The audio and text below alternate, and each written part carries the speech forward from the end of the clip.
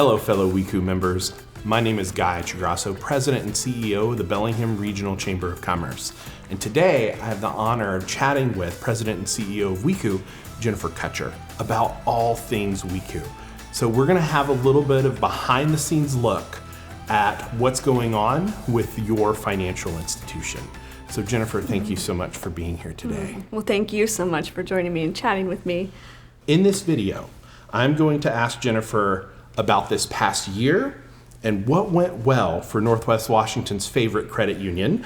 And we'll cover it all, from major moves to economic insights and what members have to look forward to in 2024. So let's dive into it. Can you share some of WECU's plans and goals going into last year that members might not be aware of? Absolutely. I'm just so excited to share a little bit about what's led up to 2023. Not everybody knows this, but 2023 was the start of our 8th year of a 10-year strategic journey. We set a 10-year strategic vision for the organization shortly after I became president and CEO.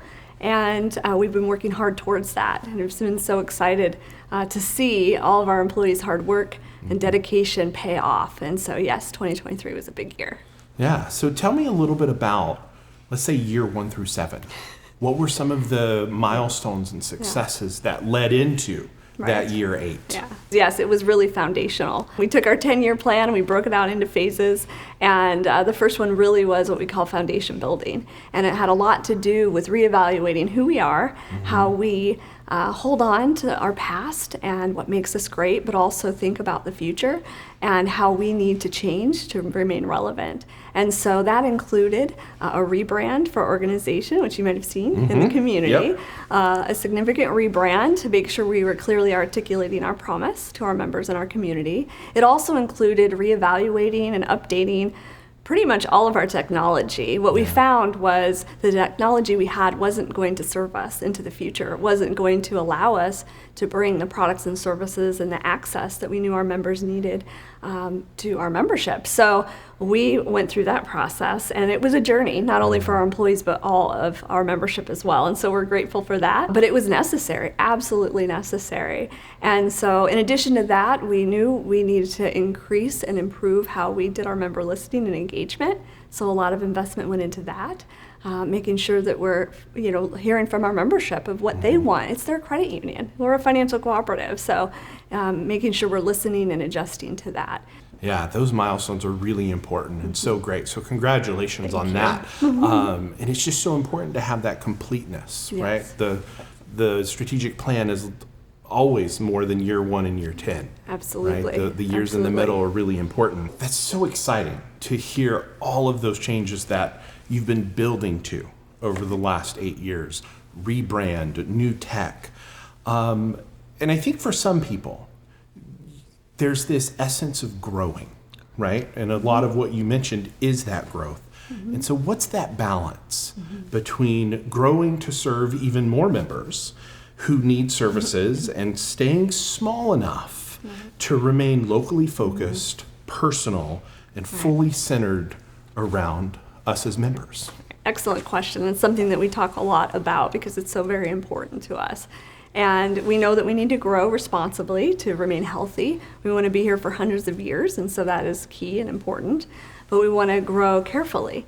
And so I often think it comes back to our mission, it comes back to our culture, and our promise to our membership. And so what we do day in and day out with our employees is make sure we're listening to our members, make sure we're connecting with them. And as we look at how we leverage technology, how we focus on that as a way to supplement and enhance our relationships with our members and support the conversation that each employee has with members is key. It goes beyond that. So being hyper focused, not only thinking culturally, hiring local people, making decisions locally, but also investing in our communities locally. So our employees volunteer, we work to connect with local nonprofits, support them, we do a lot of work. So just making sure in regards to everything we do, we're listening to our members, we're hyper-focused on what's best for our membership and our communities, we're responsive to what's happening, And, I often say we are our community. So everything that we do should be reflecting that. So even as we grow, it's our responsibility to be of that community that we're serving, to know that community, and to work with and support that community. Yeah, it's very much a growing here type of Yes, philosophy, and I absolutely. can appreciate that. Yeah. And so when we look at that growth effort and that strategy, let's kind of shorten up the timeline and just look at 2023. So what are Sure. some of those really exciting things that happened this past year? Sure. Well, we have quite a few exciting things, and as we mentioned, we've been building the foundation for that.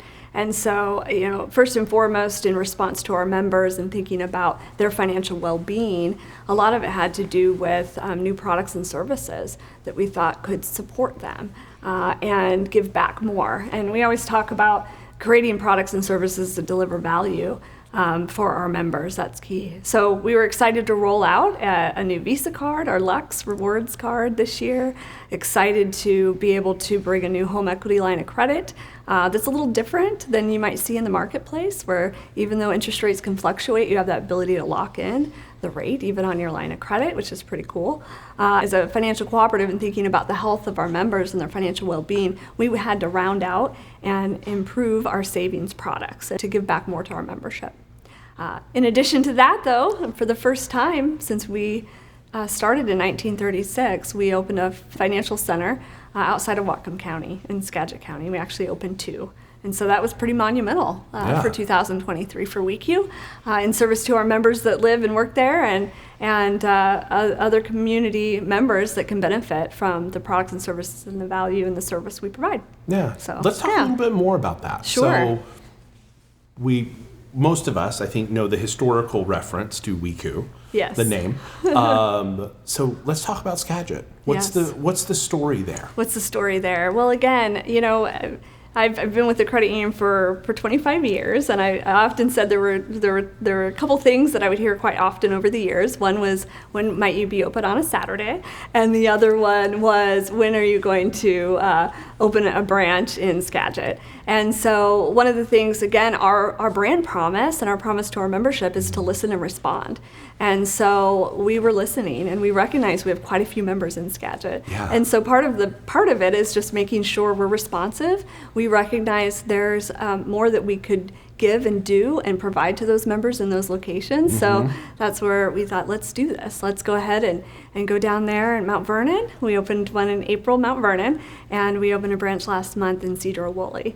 And so we're pretty excited about that.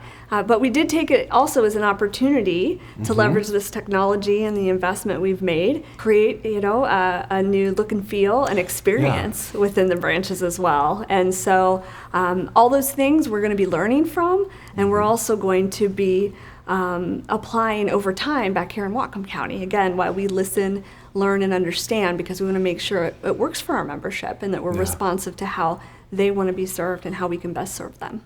Well, I have got to say, I am looking forward to seeing some of those facility redesigns and rebrands in Whatcom County, and I look forward to maybe doing a ribbon cutting at one of those refreshes. Gotcha. Yes. So I think for a lot of people, this last year, people were more aware of the financial situation, the economy.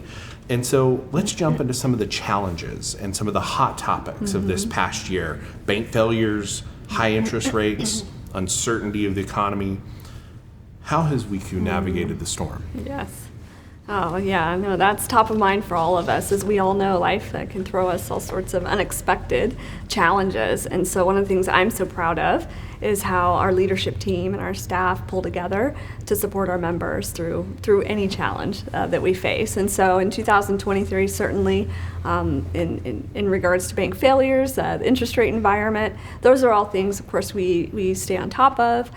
Fortunately, WECU is well capitalized. We're extremely strong. It's just wonderful to know that the decisions we make, often bring us back to our core values as an organization. We have guiding principles as an organization. And so one example I like to share is that one of our guiding principles is that we won't compromise our future for today, meaning that yes, we know we need to be strong financially today.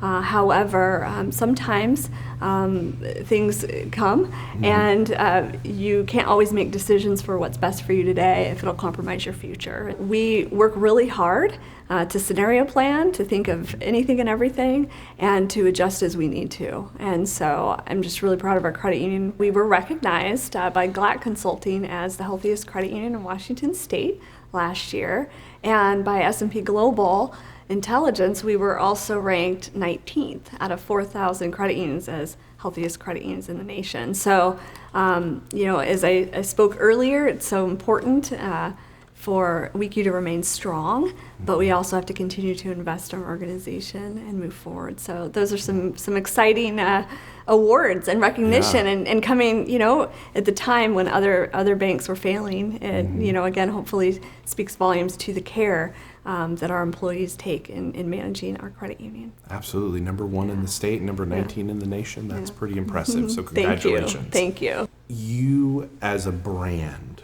are everywhere. Again, it's so well placed. So when we think of this past year and we think of community, what are those things that you're proud of? Oh, well, thank you. Yeah, I'm so proud. One of the first things that comes to mind and that I often share and will again is, in my opinion, our employees have the biggest hearts. And this comes through not only with how they give of their money to United Way, that's a big campaign that we have, and but also their time. And so we have a volunteer program for employees to go out and support nonprofits in our community. And it's just wonderful to see how many people show up with friends and family and support nonprofits and those in need in our community.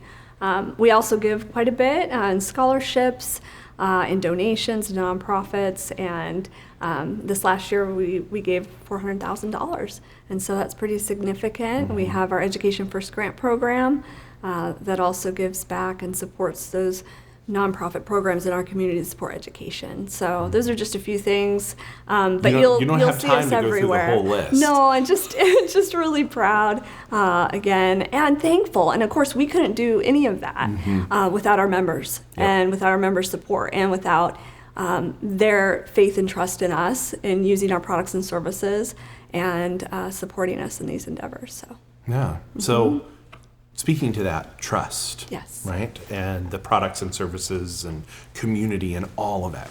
2024.